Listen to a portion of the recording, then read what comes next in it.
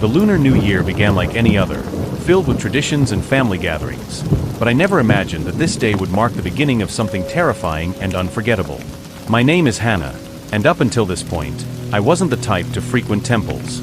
I grew up in Sadek, and now I live and work in Saigon. Back home, I rarely visited temples unless my grandmother asked me to accompany her on special occasions.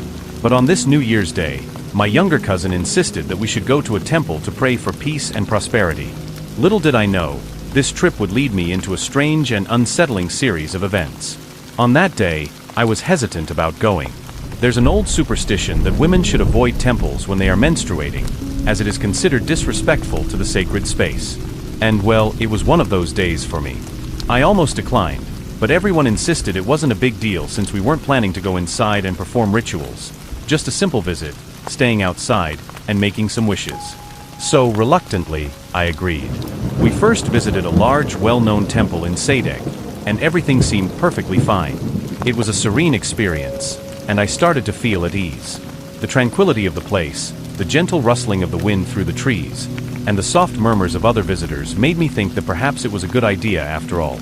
But our next stop was a smaller, more secluded temple located in CT.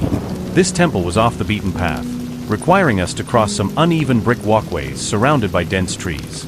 The moment we arrived, the atmosphere changed. It felt heavier, almost as if the air itself was pressing down on me. The surrounding vegetation seemed to close in, casting shadows that felt deeper and more oppressive than they should have. The air felt thick, as if something unseen was lingering, watching our every move. The temple had two main areas. To the right, there were newer Buddha statues with messages of hope and wisdom. Their bright colors and shiny surfaces were a stark contrast to the other side of the temple. On the left, the area was overgrown with plants, casting deep shadows even in broad daylight. The trees were twisted, their branches interwoven to form natural arches that gave the place an eerie vibe. As I wandered around, something caught my eye. Among the dense branches and roots, there was an old tree with two large stumps that had been cut off. In the wounds left by the saw, I could make out shapes, faces, like two eerie human heads carved into the wood. They were distorted, almost as if they were silently screaming. The longer I looked, the clearer the faces became, their hollow eyes staring back at me as if they were trying to convey something. I called my cousin over, but she said she couldn't see anything unusual. A friend who was with us came over too, and without hesitation, he tried to touch the carvings, as if to make sure they were real. That night, I had the strangest dream. Dark figures surrounded me, whispering and trying to pull me away. Their presence was oppressive, as if they were trying to take something from me, or perhaps to take me somewhere I didn't want to go. Their whispers were incoherent, like 1,000 voices talking over each other, creating a cacophony of fear and confusion. Then suddenly, a white figure appeared, soft and gentle, almost glowing. It seemed to be protecting me, pushing the dark figures back until they faded away. The feeling of safety it brought was overwhelming, like a warm embrace in the midst of chaos. When I woke up, I was drenched in sweat, my heart pounding. I tried to shrug it off as just a bad dream, but deep down, I knew it was connected to the temple.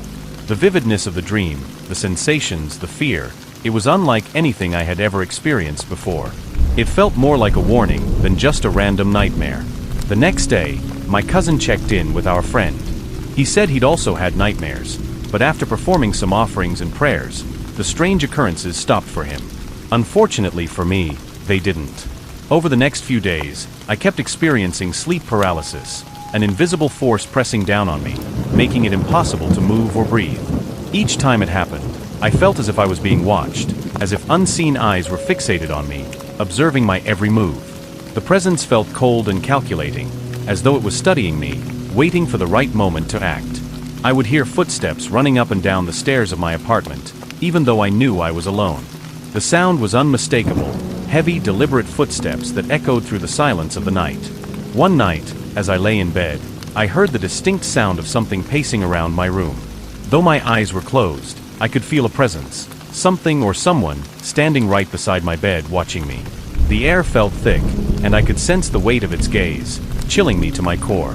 The pressure in the room was almost unbearable, as if the walls themselves were closing in on me. The worst part came a few nights later. I was staying up late, scrolling on my phone, when sleep finally overtook me. Suddenly, I felt hands on my face, forcing my eyes open. I could see my roommate beside me, still awake, unaware of what was happening to me. I tried to scream, to move, but I was completely paralyzed. The pressure increased, and I could feel fingers trying to pry my mouth open, as if they wanted to take something from inside me, my breath, my voice, my soul. It was as if they were trying to strip away my very essence. I struggled internally, repeating prayers in my mind, and just as suddenly as it began, it was over. The hands vanished, the weight lifted, and I could move again. I sat up, gasping for air, tears streaming down my face. The terror of that moment stayed with me long after, leaving me afraid to close my eyes at night. I could still feel the lingering touch of those hands, as if the entity had left a mark on me that couldn't be washed away. I tried everything to protect myself: garlic, sacred objects, even keeping a knife under my pillow. But nothing seemed to work for long. The entity would always return, sometimes whispering threats, other times just watching silently. Its presence was suffocating, an ever-present reminder that I was not alone. It felt like a shadow, always lurking just beyond the edge of my vision, ready to strike whenever my guard was down. I sought help from a local monk, who gave me a string of prayer beads and told me to keep them with me at all times. He didn't tell me much else, but he assured me that I would be okay if I kept faith. And for a while, it seemed to work. The nightmares and the strange encounters lessened. I started to feel a sense of relief, like I was finally gaining control over my own life again. The prayer beads became my lifeline, a symbol of hope that I clung to desperately. However, I knew it wasn't over. Each time I forgot to wear the beads or left them behind, the presence returned, angrier and more forceful than before. Once, I even heard it mutter something about how I dared to seek help, as if it was mocking my attempts to protect myself. The voice was guttural, filled with malice, and it sent shivers down my spine. It was a chilling reminder that whatever I was dealing with wasn't ready to let go of me. I began to feel as if I was living in two worlds: the physical world, where I went about my daily routine, and a shadow world, where unseen forces were constantly trying to break through. I would catch glimpses of movement in the corners of my eyes, hear faint whispers in the dead of night, and feel cold spots around my apartment. It was as if the boundary between the two worlds was slowly eroding, and I was caught in the middle. 3 months later, I finally managed to speak to a feng shui master. He confirmed my fears. I had attracted something from the temple, something that wasn't ready to leave this world. He didn't tell me how many spirits were following me or why, only that it was related to some past karma I had to resolve. The idea of past karma was both unsettling and strangely comforting. It meant that there was a reason for what I was experiencing, even if I didn't fully understand it. Since then, I've taken up daily prayers, trying to find peace not only for myself but also for the restless spirits around me. I would sit in my small room, beads in hand, reciting prayers until my voice grew hoarse, hoping that my sincerity would be enough to bring some calm to both me and whatever was haunting me. I felt a connection to the spirits, as if they were listening, perhaps even waiting for something. I'm still haunted by the experiences, but I've come to accept them as part of my journey. If there's one thing I've learned, it's that the spiritual world is closer than we think, and sometimes, we stumble into it without even realizing. It's a delicate balance, one that can easily be tipped without warning. I've also learned that fear gives power to these entities, and that the only way to weaken them is to remain steadfast, even in the face of overwhelming terror. I'll continue sharing my story as it unfolds, and I hope it brings some insight or comfort to those who might be experiencing something similar. The road ahead is uncertain, but I am determined to face whatever comes my way with courage and faith. Each day is a new challenge, but it's also a new opportunity to grow stronger and learn more about the unseen forces around us. Thank you so much for listening to my story.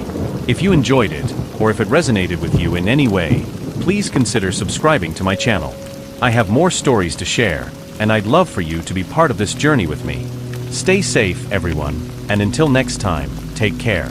The world is filled with mysteries, both beautiful and terrifying, and I am committed to uncovering them, one story at a time.